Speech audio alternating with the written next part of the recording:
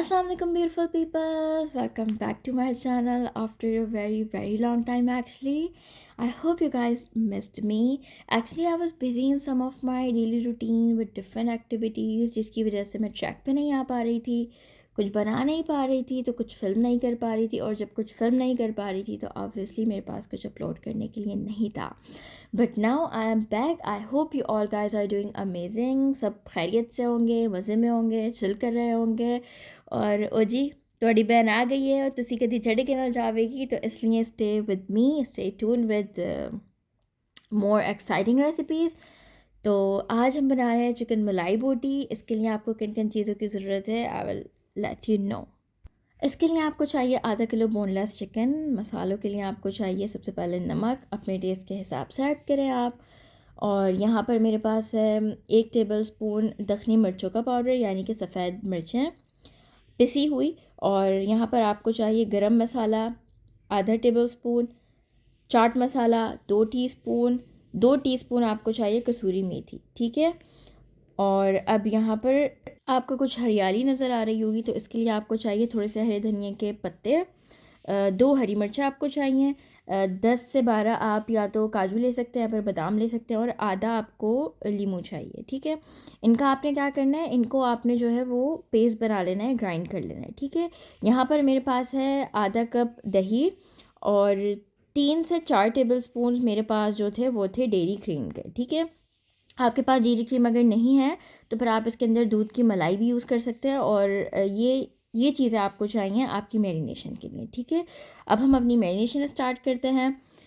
तो यहाँ पर वही जो मैंने आपको दिखाई कि जितनी भी हरी चीज़ें थी, आपने इनको क्या करना है, आपने इनका पेस्ट बना लेना है. तो अब मैं इनको अच्छी तरह से ग्राइंड करके आती हूँ, और फिर उसके बाद इसके अंदर डालती हूँ. आप देख सकते हैं कि उसके बाद ये कैसा हो जाएगा. अच्छा, यहाँ पर मैं एक चीज़ क्लियर करूँ कि जितनी भी हरी चीज़ें आपने ब्लेंड करनी है ना, तो आप कोशिश करें कि आप जो लीमू का रस है ना, वो उसके अंदर ही इसको ब्लेंड कर लें. मतलब आपको एक्स्ट्रा पानी की ज़रूरत ना पड़े. खैर आप ज़रूरत पड़ने पे डाल भी सकते हैं, लेकिन बहुत कोशिश कीजिए कि बहुत कम डालें ना. ठीक है. अच्छा, मैंने इसको ब्लेंड कर लिया था, और उसके बाद मैंने मसाले जो मतलब ये जो पेस्ट था वो मैंने अपनी चिकन के अंदर डाल दिया. उसके बाद आपको चाहिए 1 टेबल स्पून लहसुन अदरक का पेस्ट.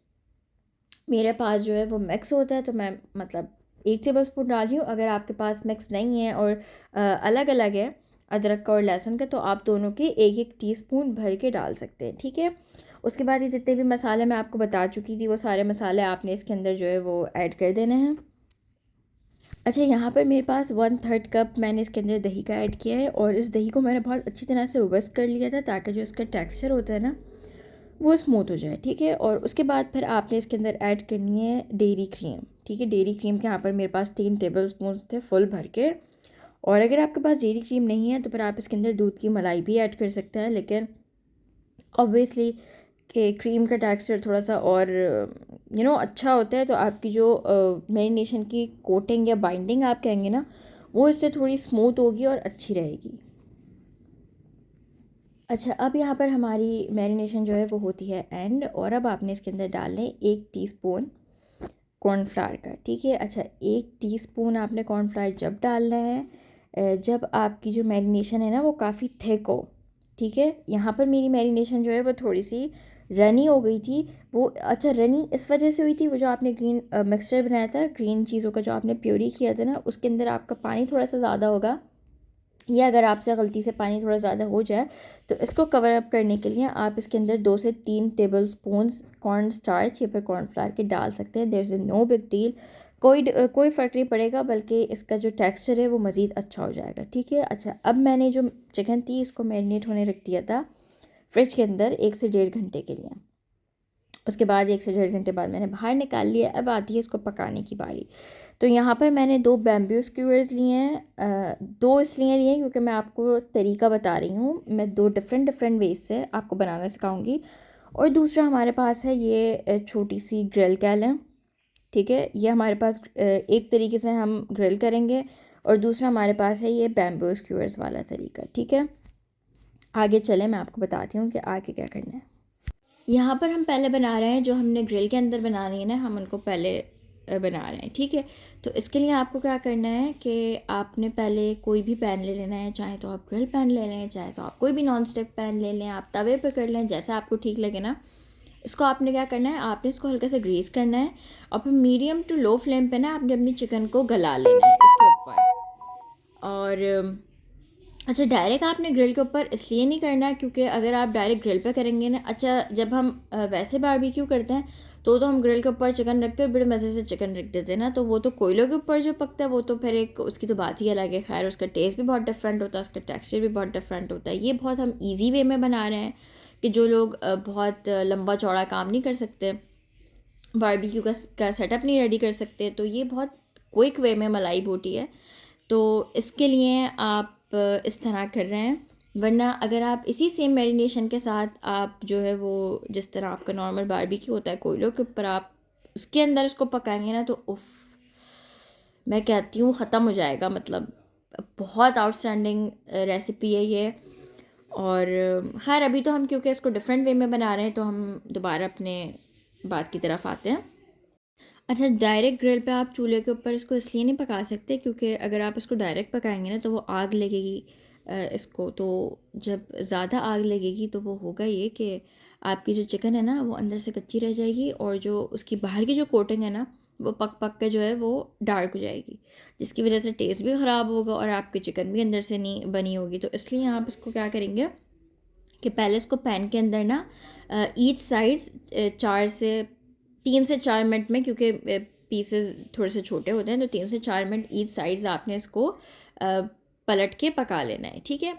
उसके बाद क्योंकि अच्छा ये पैन के अंदर पकेंगे तो ये जो है वो यानी कि जो एक मलाई बूटी का टेक्सचर होता है ना ऊपर से थोड़ा सा क्रिस्प, और वो जो कोयलों की तरह थोड़ा सा डार्क हुआ हुआ आता है ना, वो नहीं आ सकेगा इसके ऊपर। तो बेसिकली आपने उस टेक्सचर देने के लिए फिर आपने इसको ग्रिल पे करना है। तो यानी कि हुआ ये कि आपने जो अपनी चिकन है ना वो आपने इसको तवे पे कर लेनी है या किसी भी पैन पे कर लेनी है, ठीक है।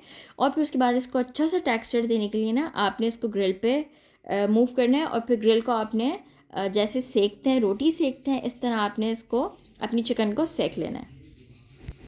अच्छा, अब यहाँ पर एक साइड से हमारी चिकन हो चुकी थी, दूसरा साइड हम इसका पलट रहे हैं।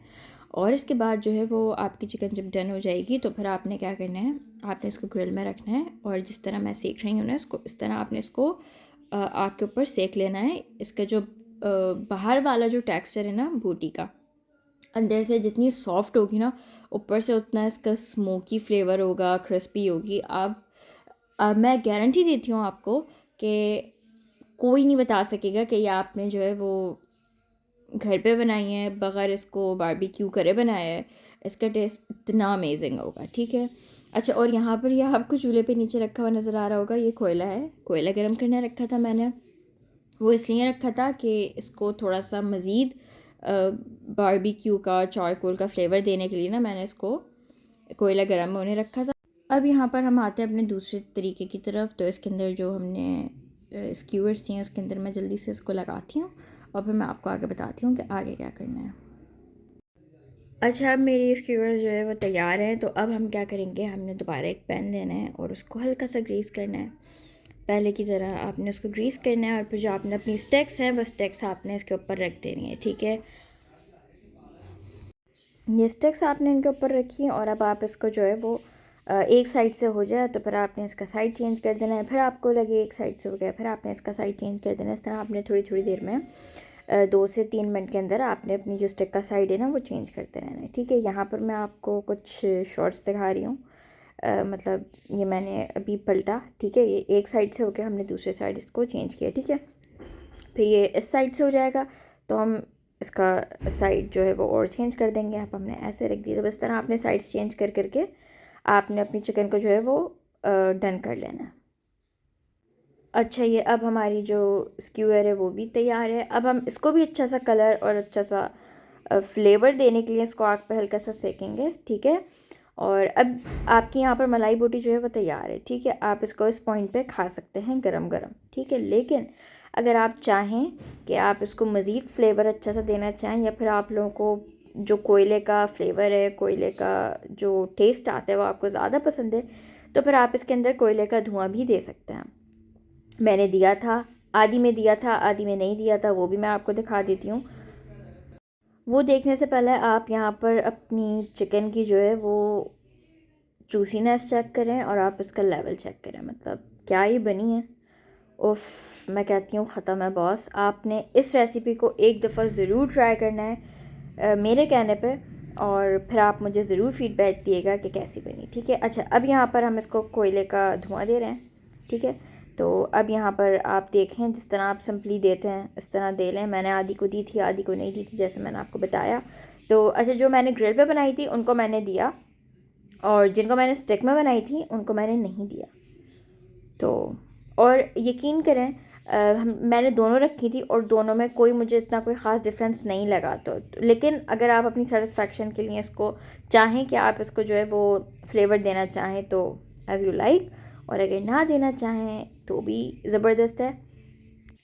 यहाँ पर अब हमारे पास मलाई बूटी की स्टिक भी है, और यहाँ पर जिसको हमने धुआं दिया था वो भी है, ठीक है। अब मैं यहाँ पर आप लोगों की सेटिस्फेक्शन के लिए आपको ये जो स्टिक्स है ना, ये 2 स्टिक्स मैं आपको निकाल के दिखाती हूँ, ताकि आपको मतलब आप इसका टेक्सचर, आप इसकी शक्ल चेक कर सकें, ठीक है। और अब हम चलते हैं इसके डिप बनाने की तरफ। अब इसके लिए मैं इसके अंदर डालती हूँ 2 से 3 टेबल स्पून्स। आपको इसके अंदर डालने हैं मेयोनीज़ के, ठीक है। आपने इसके अंदर मेयोनीज़ ऐड करनी है। उसके बाद आपने 2 टेबल स्पून इसके अंदर ऐड करने हरी चटनी के, ठीक है। अब हरी चटनी आप कौन सी यूज़ करेंगे, जो भी आपके पास पड़ी हो या फिर जिस तरह आप बनाते हो, ठीक है।